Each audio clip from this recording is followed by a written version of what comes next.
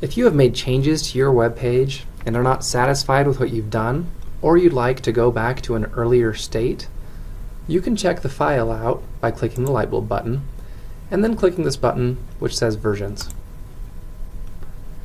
Doing so will show you any version which you have published at any time.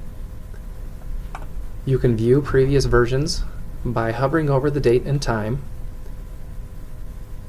and then clicking with the drop down to view, click page.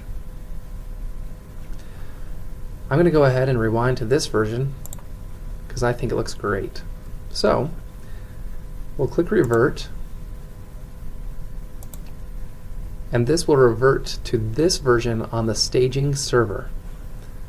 I can preview this or even go in and edit this version if I'd like.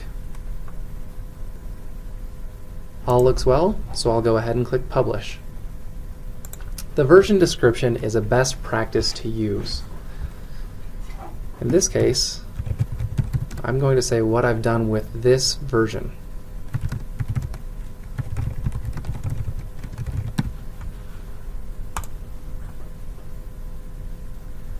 Alright, now that it's been published, I can view it in the window, and sure enough, it rewinded to that version.